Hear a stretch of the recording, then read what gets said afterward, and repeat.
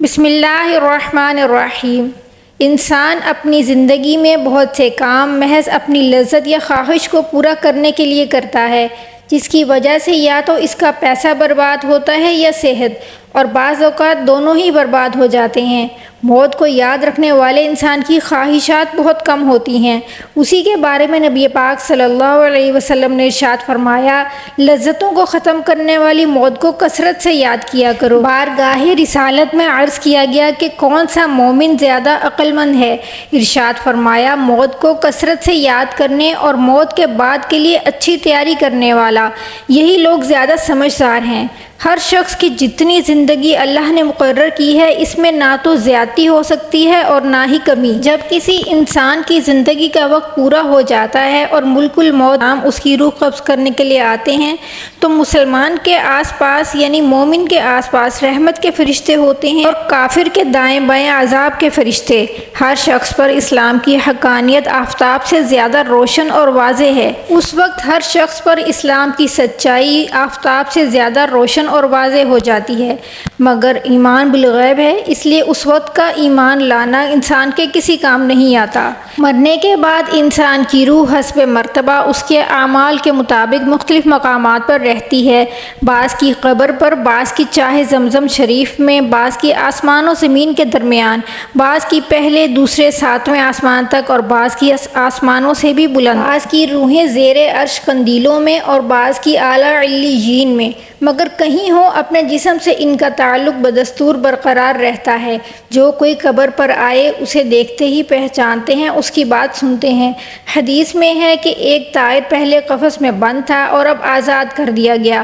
ائمہ کرام فرماتے ہیں، بے شک جب کوئی پاک جان اپنے بدن سے جدا ہوتی ہے تو عالم بالا سے مل جاتی ہے اور سب کچھ ایسا دیکھتی سنتی ہے جیسے یہاں حاضر ہے۔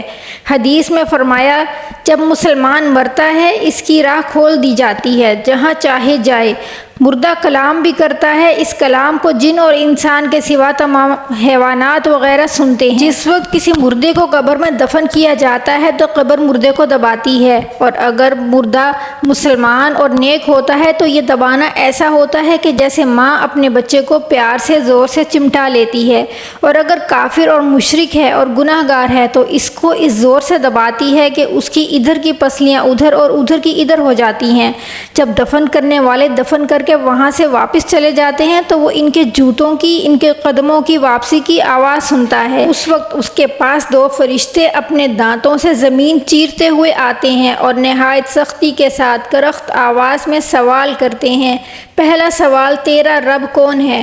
دوسرا سوال، تیرا دین کیا ہے؟ تیسرا سوال، ان کے بارے میں تو کیا کہتا تھا؟ مسلمان اور نیک مردہ ہے تو پہلے سوال کا جواب دے گا کہ میرا رب اللہ ہے، اور دوسرے کا میرا دین اسلام ہے۔ تیسرے سوال کا جواب دے گا وہ تو رسول اللہ صلی اللہ علیہ وسلم ہے۔ اس وقت آسمان سے ایک منادی ندا کرے گا کہ بندے نے سچ کہا، اس کے لیے جنت کا بچھونا بچھاؤ اور جنت کا لباس پہناؤ، اور اس کے لیے جنت کی طرف ایک کھڑکی کھول دو۔ جنت کی نسیم اور خوشبو اس کے پاس آتی رہے گی، اور وہ جہاں تک نگاہ پھیلائے گا وہاں تک اس کی قبر کشادہ کر دی جائے گی، اور اس سے کہا جائے گا کہ تو سو جا۔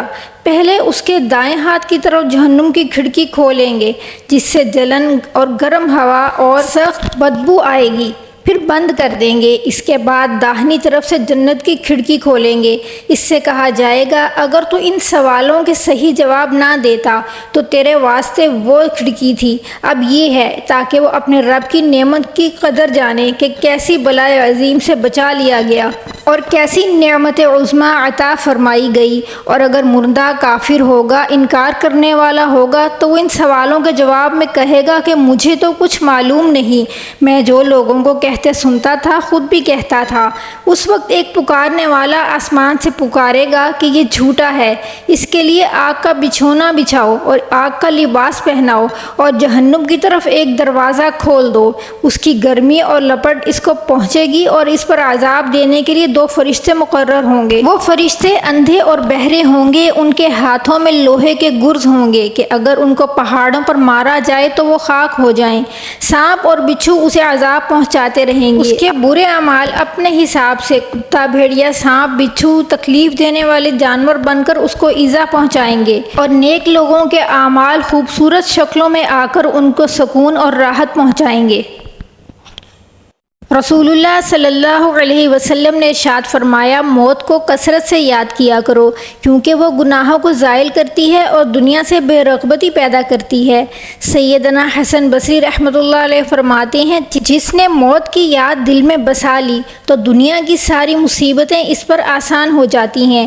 ایک خاتون نے ام المومنین حضرت عائشہ صدیقہ رضی اللہ تعالی عنہا کی بارگاہ میں دل کی سختی کی شکایت کی تو آپ رضی اللہ عنہا نے فرمایا، موت کو کثرت سے یاد کیا کرو، دل نرم ہو جائے گا۔ حضرت زید رضی اللہ تعالی عنہ سے مروی ہے کہ نبی کریم صلی اللہ علیہ وسلم نے ارشاد فرمایا، میت پر سب سے زیادہ سخت حالت اس وقت ہوتی ہے جب کہ غسل دینے والا اس کو نہلانے کے لیے آتا ہے، اس کی انگلی سے انگوٹھی اتارتا ہے، جسم سے لباس اتارتا ہے، سر سے عمامہ جدا کرتا ہے، اس کی روح بے چین ہو کر فریاد کرتی ہے جس کی آواز جن و انس کے سوا سب سنتے ہیں، اور کہتی ہے، اے نہلانے والے، تجھ کو خدا کی قسم میرے کپڑے بہت نرمی سے اتارو، کیونکہ ملک الموت کے پنجے کی تکلیف سے مجھے ابھی آرام نہیں ملا۔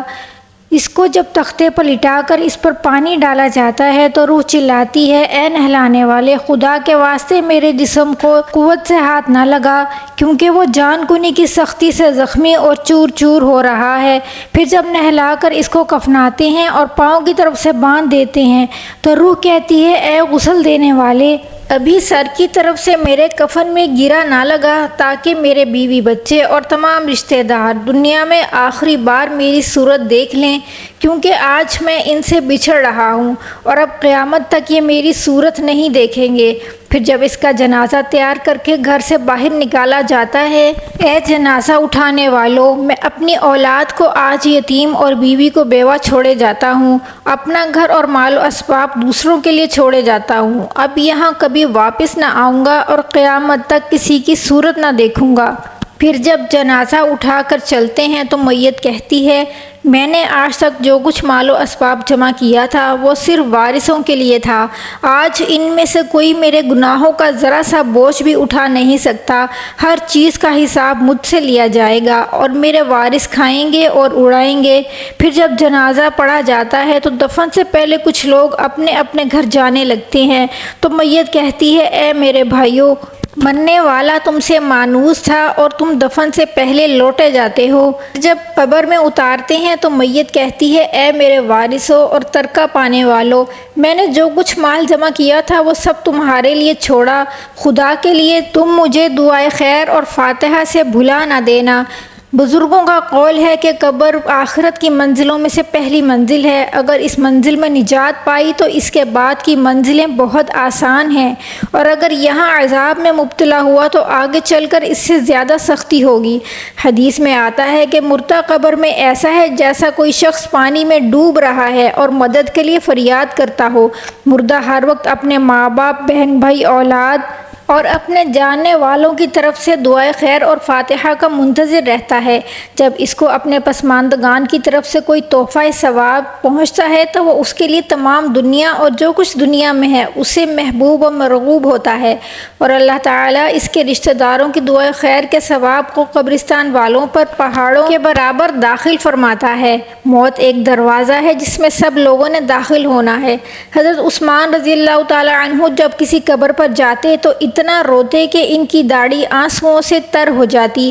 آپ سے پوچھا گیا، آپ جنت و جہنم کا تذکرہ کرتے ہیں تو اتنا نہیں روتے جتنا قبر دیکھ کر روتے ہیں؟ تو آپ رضی اللہ تعالی عنہ نے ارشاد فرمایا، قبر آخرت کی منزل میں سے پہلی منزل ہے، اگر مرنے والا اس سے نجات پا گیا تو بعد کی منازل اس سے کہیں زیادہ آسان ہیں، اور اگر اس کی تکلیف سے نجات نہ پائی تو بعد کے مراحل اس سے کہیں زیادہ سخت ہیں۔ اور ارشاد فرمایا کہ میں نے نبی کریم صلی اللہ علیہ وسلم سے سنا ہے کہ میں نے کبھی کوئی منظر نہیں دیکھا مگر قبر اس سے زیادہ سخت ہے۔ مرنے والا ہر شخص دنیا میں لوٹنے کی خواہش رکھے گا مگر اس لیے نہیں کہ مال و دولت جمع کر سکے اور محل بنا سکے، بلکہ اس لیے کہ کاش ہمیں ایک نماز پڑھنے کی مہلت مل جائے، کاش ہم سبحان اللہ کہنے کی فرصت مل جائے، کاش ہمیں اللہ کی عبادت اور رات کو جاگنے کی فرصت مل جائے، مگر اب یہ ناممکن ہے۔ کافر و مشرک بھی یہ خواہش کریں گے کہ کاش ہم دنیا میں لوٹ جائیں اور اپنی زندگی اسلام اور ایک اللہ کی عبادت میں گزاریں، لیکن افسوس اب یہ ناممکن ہے۔ اب اعمال نامے لپیٹ دیے گئے، روح جسم سے نکال لی گئی اور زندگی کی مہلت ختم ہو چکی۔